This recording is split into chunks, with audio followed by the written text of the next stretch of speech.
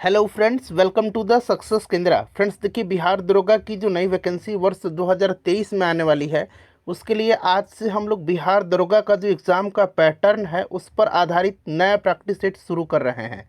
बिहार दरोगा मद निषेध का जो वैकेंसी 2023 में आया हुआ है, उसके लिए भी यह सेट इम्पॉर्टेंट है, चूँकि सेम एग्ज़ाम का पैटर्न होता है।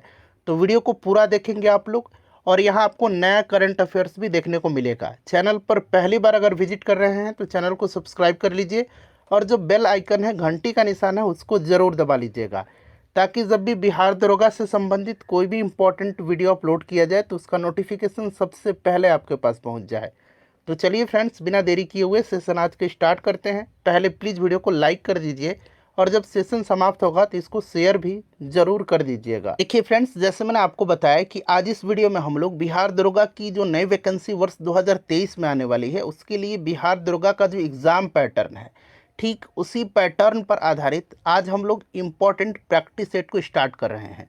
और हमारा यह पहला प्रैक्टिस सेट है, और यह जो प्रैक्टिस सेट है बिहार मद निषेध में जो दरोगा की वैकेंसी आई हुई है उसके लिए भी इम्पॉर्टेंट है।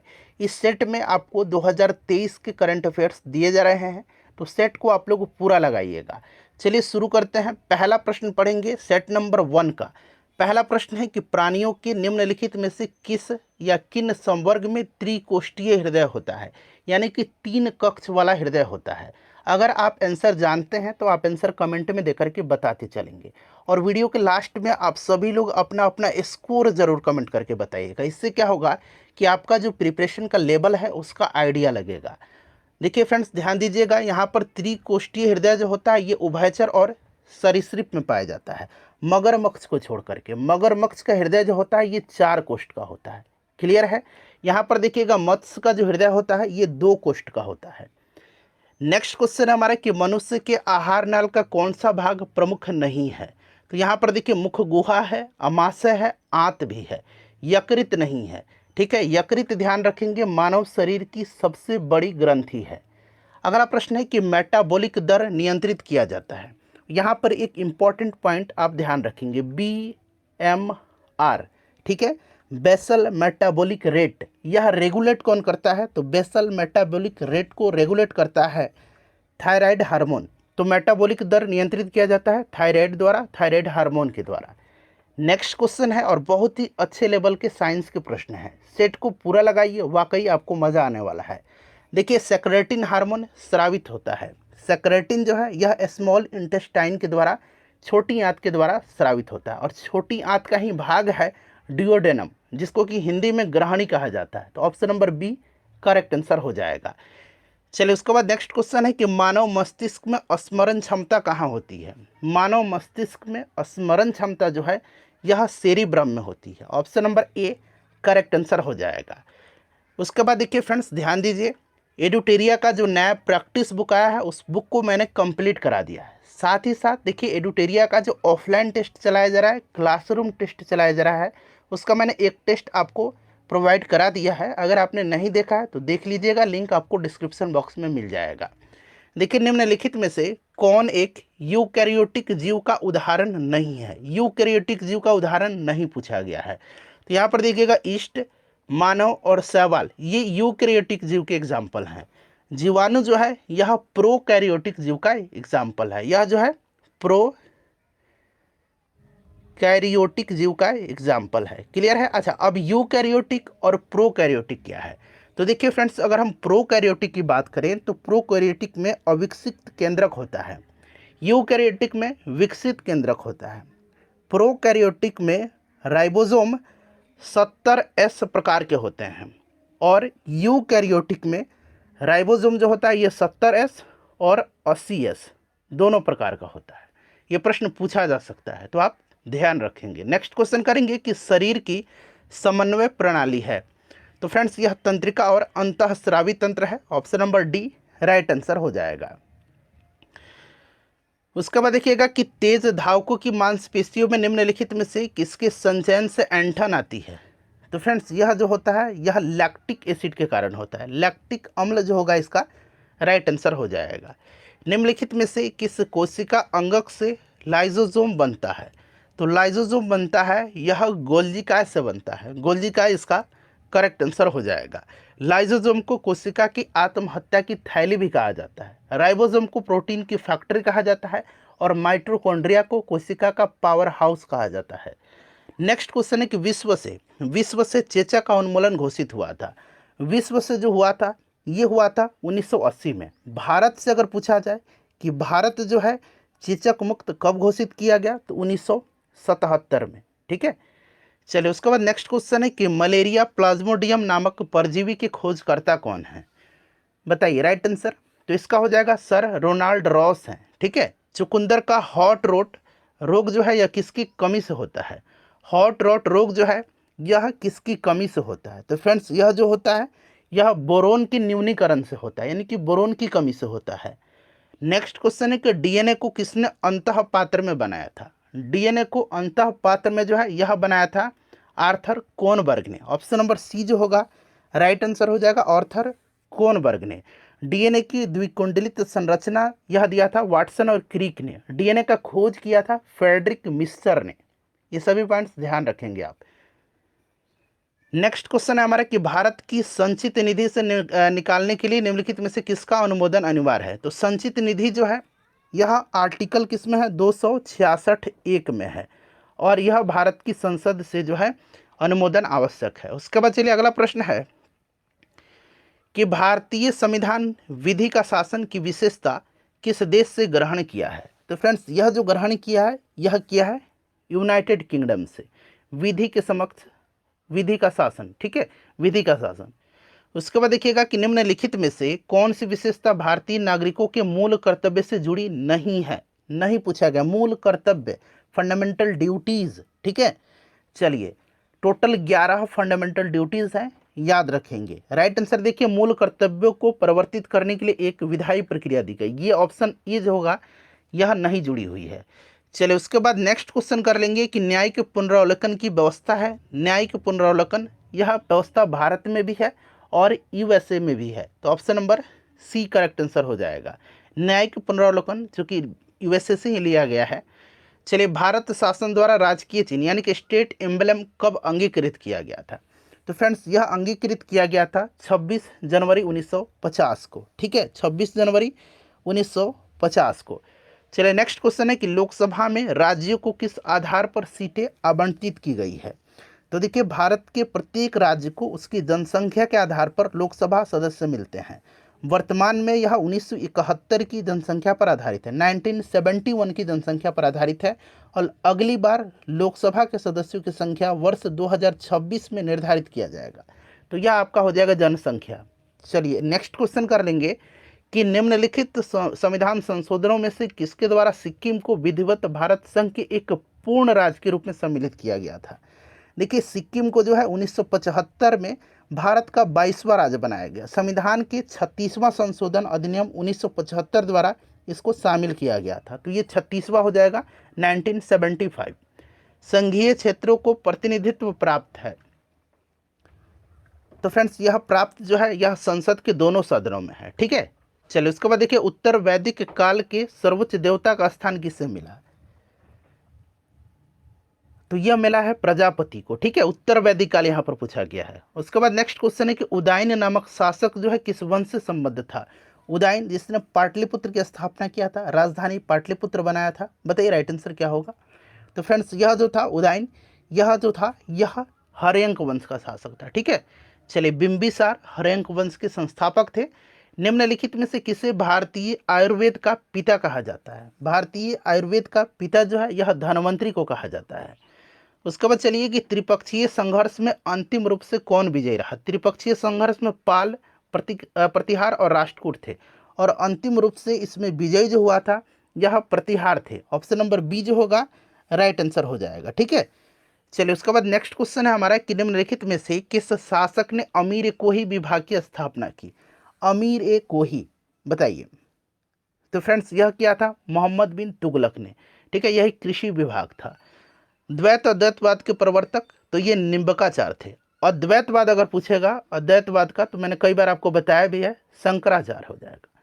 उसके बाद देखिए किस मुगल बादशाह का राज्याभिषेक 2 बार हुआ था? तो 2 बार राज्याभिषेक जो है यह औरंगजेब का हुआ था। औरंगजेब का पहला राज्याभिषेक 31 जुलाई 1658 में, दूसरा 15 जून 1659 में। तो एक 1658, एक 1659 में हुआ था, ठीक है। और फ्रेंड्स, मुगल साम्राज्य जो था, मुगल साम्राज्य का ताज उसको पहनने के बाद जो है यह आलमगीर की उपाधि धारण किया था, और इसको जिंदा पीर भी कहा जाता है। चलिए, औरंगजेब हो जाएगा। मयूर सिंहासन पर बैठने वाला अंतिम मुगल बादशाह कौन था? बहुत ही यह सिंपल क्वेश्चन है, मुझे याद भी है कि आप लोगों को कई बार मैंने खुद बताया है। तो ये आपका मोहम्मद शाह हो जाएगा, मोहम्मद शाह रंगीला। नादिर शाह जब 1739 में आक्रमण किया था तो अपने साथ यह कोहिनूर और तख्ते ताउस यानी कि मयूर सिंहासन को लेकर के चला गया था। मयूर सिंहासन यह शाहजहां ने बनवाया था, और पहला मुगल बादशाह जो मयूर सिंहासन पर बैठा था वह शाहजहां था। अंतिम मोहम्मद शाह रंगीला था। भारतीय राष्ट्रवाद का पैगंबर किसको माना जाता है? तो भारतीय राष्ट्रवाद का पैगंबर राजा राम मोहन राय को। भारत में पत्रकारिता का अग्रदूत इनको कहा जाता है। भारतीय पुनर्जागरण का जनक भी इनको कहा जाता है। गुलामगिरी के लेखक कौन थे? गुलामगिरी जो है यह लिखा किसने है? तो फ्रेंड्स, इसको लिखा है ज्योतिबा फुले ने। गदर पार्टी का मुख्यालय कहाँ था? गदर पार्टी का मुख्यालय जो था यह सैन फ्रांसिस्को में था, ठीक है, गदर पार्टी। नेक्स्ट क्वेश्चन है कि अखिल भारतीय किसान कांग्रेस का गठन कब किया गया था? तो फ्रेंड्स, यह किया गया था 1936 में, अखिल भारतीय किसान कांग्रेस। इसके पहले अध्यक्ष स्वामी सहजानंद सरस्वती बनाए गए थे। सौमेंद्रनाथ टैगोर के द्वारा स्थापित दल का नाम क्या था? सौमेंद्रनाथ टैगोर के द्वारा स्थापित जो दल था इसका नाम था क्रांतिकारी साम्यवादी दल। क्रांतिकारी साम्यवादी दल। स्ट्रैची कमीशन का संबंध किससे था? तो स्ट्रैची कमीशन जो था फ्रेंड्स, यह 1978 में रिचर्ड स्ट्रैची की अध्यक्षता में गठित किया गया था, और यह जो संबंधित था, यह संबंधित किससे था? तो फ्रेंड्स, यह अकाल से, ठीक है। चलिए, नेक्स्ट क्वेश्चन कर लेंगे। अगला प्रश्न है हमारा कि संयुक्त राष्ट्र महासागर सम्मेलन 2022 का आयोजन कहाँ किया गया? बताइएगा, राइट आंसर इसका क्या हो जाएगा? तो देखिए फ्रेंड्स, इसका जो आयोजन किया गया था, ये किया गया था कहाँ पर? पुर्तगाल में। पुर्तगाल में संयुक्त राष्ट्र महासागर सम्मेलन का आयोजन पुर्तगाल के लिस्बन में किया गया था, ठीक है। चलिए, तो पुर्तगाल हो जाएगा। उसके बाद देखिएगा कि पब्लिक अफेयर इंडेक्स 2022 में किस राज्य को प्रथम स्थान प्राप्त हुआ है? तो प्रथम स्थान जो है यह प्राप्त हुआ है हरियाणा को, और इसमें बिहार का स्थान जो है 15वां है। हरियाणा करेक्ट आंसर हो जाएगा। 36वें राष्ट्रीय खेल 2022 का शुभंकर निम्न में से क्या था? तो इसका शुभंकर सावज था, ठीक है। गुजरात में इसका आयोजन किया गया था। और फ्रेंड्स, अगर बात करें तो इसमें नंबर 1 टीम जो रही थी ये सर्विसेज रही थी, ठीक है। तो ये सावज हो जाएगा। निम्नलिखित राज्यपाल के समूह में कौन सा सही सुमेलित नहीं है? तो यहाँ पर आप देखेंगे सही सुमेलित जो नहीं है वो आपका हिमाचल प्रदेश लक्ष्मण प्रसाद आचार्य, ठीक है, ये सही सुमेलित नहीं है। हिमाचल प्रदेश के जो है ये शिव प्रताप शुक्ल हैं। क्लियर? तो ऑप्शन डी हो जाएगा। बाकी देखिए, बाकी सभी सही दिया गया है। नेक्स्ट क्वेश्चन है कि केंद्र सरकार ने ट्रांसजेंडर तथा भिखारियों को कानूनी तथा सामाजिक सुरक्षा प्रदान करने के उद्देश्य से किस योजना की शुरुआत की है? यह योजना है स्माइल योजना, ठीक है। चलिए, हाल ही में पुस्तक अंबेडकर ए लाइफ के लेखक कौन है?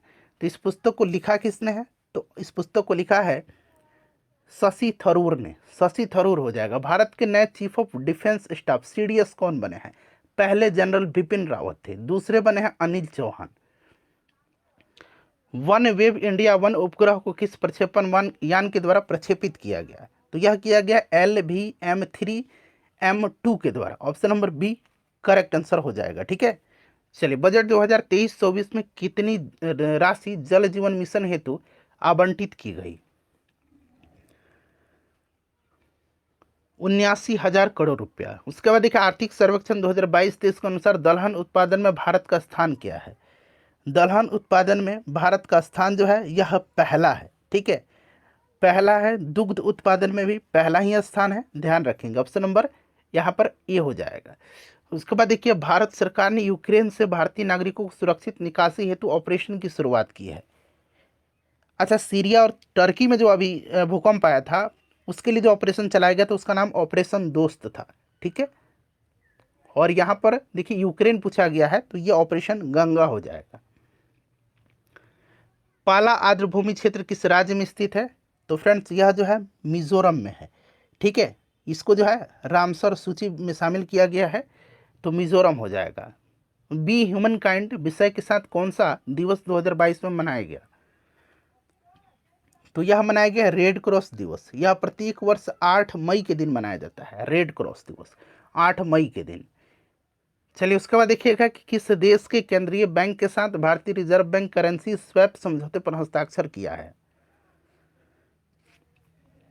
तो यह मालदीव हो जाएगा। उसके बाद देखिएगा कि 22 एकल ग्रैंड स्लैम जीतने वाले विश्व के पहले खिलाड़ी कौन हैं? तो ये खिलाड़ी कौन बने हैं? तो स्पेन के राफेल नडाल बन गए हैं। राफेल नडाल राइट आंसर हो जाएगा। ठीक है, चलिए राफेल नडाल हो जाएगा। हाल ही में किस नृत्य को यूनेस्को के अमूर्त सांस्कृतिक विरासत सूची में शामिल करने हेतु नामित किया गया है? तो यह गरबा नृत्य है, जो कि गुजरात राज्य से संबंधित है। गरबा हो जाएगा। सतारिया असम का है, बिहू भी असम का है। ठीक है, चलिए उसके बाद देखिएगा, अच्छा कथक कहाँ का है आप मुझे कमेंट करके बताइए। उसके बाद देखिएगा कि श्रीनगर में स्वामी रामानुजाचार्य की मूर्ति का अनावरण किसके द्वारा किया गया? तो फ्रेंड्स यह अमित शाह जी के द्वारा किया गया और इस मूर्ति को स्टैचू ऑफ पीस नाम दिया गया। स्टैचू ऑफ पीस नाम दिया गया, अमित शाह जी राइट आंसर हो जाएगा। हाल ही में आसियान का 11वां सदस्य देश कौन बना है? तो यह बना है ईस्ट तिमोर। इसको तोमर लिस्ते भी कहा जाता है, ईस्ट तिमोर। ठीक है, ये भी नाम आप याद रखेंगे। उसके बाद नेक्स्ट क्वेश्चन कर लेंगे कि उत्तर प्रदेश सरकार ने किस वर्ष तक मथुरा शहर को शुद्ध शून्य कार्बन उत्सर्जन पर्यटन स्थल बनाने की घोषणा किया है? तो यह किया है 2041 तक। हाल ही में फिक्की के अध्यक्ष कौन बने हैं? तो फ्रेंड्स ये बना है सुब्रकांत पांडा। ठीक है, सुब्रकांत पांडा राइट आंसर हो जाएगा। चलिए उसके बाद देखिएगा कि प्रतिवर्ष किस तिथि को अंतर्राष्ट्रीय गरीबी उन्मूलन दिवस मनाया जाता है? तो अंतर्राष्ट्रीय गरीबी उन्मूलन दिवस मनाया जाता है 17 अक्टूबर के दिन। ठीक है, 17 अक्टूबर के दिन। उसके बाद देखिए हाल ही में इलाबेन भट्ट का निधन हो गया। उनका संबंध किस क्षेत्र से था? तो ये सामाजिक कार्यकर्ता थी। किस द्वीप को अग्निद्वीप के नाम से जाना जाता है? तो अग्निद्वीप आइसलैंड को कहा जाता है, आइसलैंड राइट आंसर हो जाएगा। बिहार जलप्रपात किस राज्य में स्थित है? बिहार जलप्रपात यह टोंस नदी पर स्थित है और यह राजस्थान में है, टोंस नदी पर। किस प्रकार की मिट्टी में आयरन एवं सिलिका की बहुलता होती है? तो यह मिट्टी जो है यह लाल मिट्टी है, लाल मिट्टी राइट आंसर हो जाएगा। और यह जो होती है फ्रेंड्स यह कम उर्वर होती है। ठीक है, चलो उसके बाद नेक्स्ट क्वेश्चन करेंगे कि भारत एवं पाकिस्तान के मध्य सिंधु जल समझौता कब हुआ था? तो फ्रेंड्स यह हुआ था 1960 में और इस समझौते के अनुसार भारत सिंधु, झेलम और चिनाब के संपूर्ण जल का 20% ही उपयोग कर सकता है। 1960 हो जाएगा। केंद्रीय कपास अनुसंधान केंद्र कहाँ पर है? तो फ्रेंड्स यह महाराष्ट्र में नागपुर में है। ठीक है, नागपुर राइट आंसर हो जाएगा। बिहार का कौन सा जिला मक्का उत्पादन में अग्रणी है? तो फ्रेंड्स यह कटिहार है। और चावल उत्पादन में रोहतास है। ठीक है, कटिहार हो जाएगा, रोहतास चावल उत्पादन में है। कोंकण रेलवे ट्रैक पर पहली बार रेल परिचालन कब हुआ था? तो यह 1998 में हुआ था। ठीक है, 1998 हो जाएगा। कोल डैम परियोजना किस राज्य में है? तो यह सतलज नदी पर है, यह हिमाचल प्रदेश में है। उसके बाद चलिए नेक्स्ट क्वेश्चन कर लेंगे कि किस मुगल शासक का राज्याभिषेक पटना में हुआ था? तो यह था फर्रुखसियार। यूनिसेफ का मुख्यालय, यूनिसेफ की स्थापना कब हुई थी? 1946 में, 1946 में न्यूयॉर्क में है इसका हेडक्वार्टर। उसके बाद देखिएगा ease of doing business report किस संस्था के द्वारा जारी की जाती है? तो ease of doing business report जो है यह किस संस्था के द्वारा जारी किया जाता है? तो फ्रेंड्स यह जारी किया जाता है विश्व बैंक के द्वारा, वर्ल्ड बैंक के द्वारा। भारतीय खिलाड़ी निषाद कुमार किस खेल से संबंधित है? तो निषाद कुमार संबंधित है ऊंची कूद से। ठीक है, ध्यान रखेंगे। अगला प्रश्न है कि विश्व प्रवासी पक्षी दिवस कब मनाया जाता है? तो फ्रेंड्स यह जो है यह मनाया जाता है 8 मई के दिन। उसके बाद देखिए कौन सा इसमें सुमेलित नहीं है? तमाशा नृत्य महाराष्ट्र का है, टिपानी गुजरात का, कालबेलिया जो है ये राजस्थान का है, आंध्र प्रदेश का नहीं है, रऊफ जम्मू कश्मीर सही है। Option number C right answer हो जाएगा। दूसरी पंचवर्षीय योजना की रूपरेखा किसने तैयार की थी? दूसरी पंचवर्षीय योजना पीसी महालनोबिस मॉडल पर आधारित थी, पहली हेरोल्ड डोमर मॉडल पर। यहाँ पर देखिएगा ट्रिम्स शब्द से क्या बनता है? तो ट्रिम्स जो है यहाँ पर देखिए इसका फुल फॉर्म होता है ट्रेड रिलेटेड इन्वेस्टमेंट मेजरमेंट। ठीक है, तो राइट आंसर इसका क्या हो जाएगा? ऑप्शन नंबर सी हो जाएगा, व्यापार संबंधित निवेश उपाय। अगला प्रश्न है कि नीति आयोग के विषय में कौन सा कथन यहाँ पर सही नहीं है।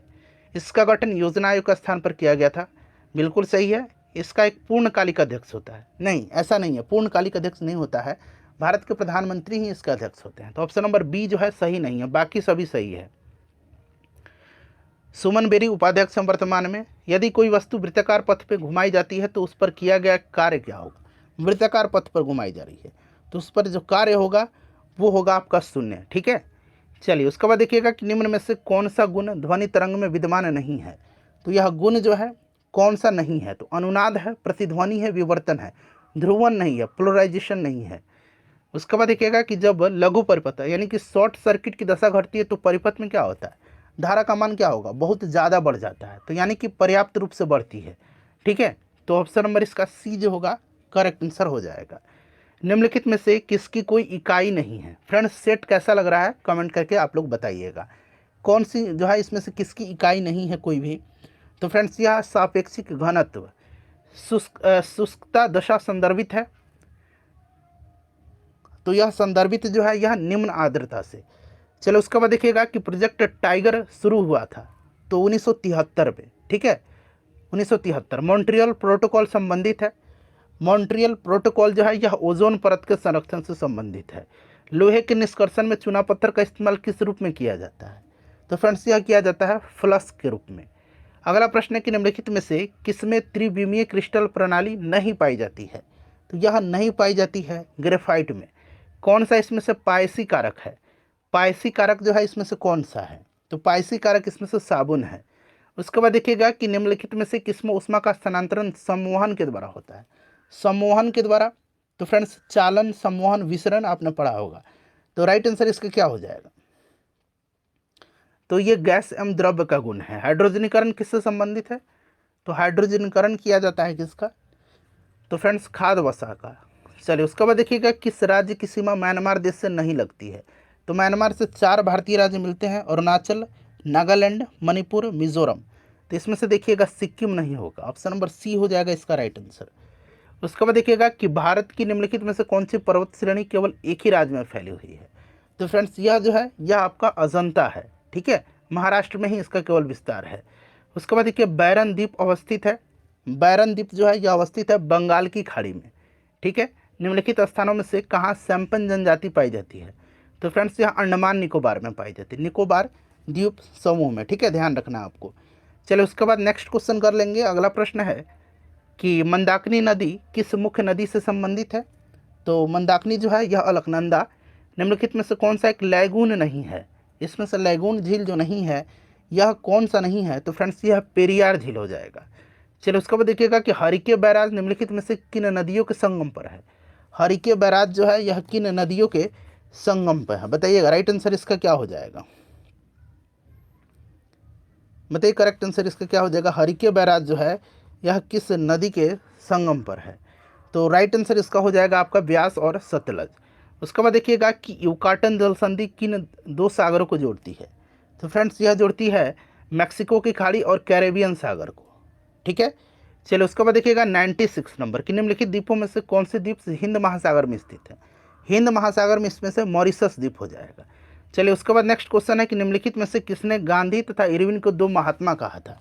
गांधी तथा इरविन को 2 महात्मा जो है किसने कहा था, राइट आंसर इसका हो जाएगा आपका सरोजनी नायडू ने। अगला प्रश्न है कि वर्ष 1934 में अखिल भारतीय कांग्रेस समाजवादी पार्टी का संयोजक कौन था। तो फ्रेंड्स यह थे जयप्रकाश नारायण, ठीक है। चलिए उसके बाद देखिएगा कि समूचा भारत एक विशाल बंदीगृह है, यह कथन किसका है। यह कथन जो है यह चित्तरंजन दास जी का है। 100 नंबर प्रश्न है कि ली कमीशन किससे संबंधित है। अपना स्कोर आप लोग कमेंट करके बताइए, वीडियो को लाइक कर दीजिए और इसे शेयर जरूर कर दीजिएगा। यह लोक सेवा आयोग से संबंधित है ली कमीशन।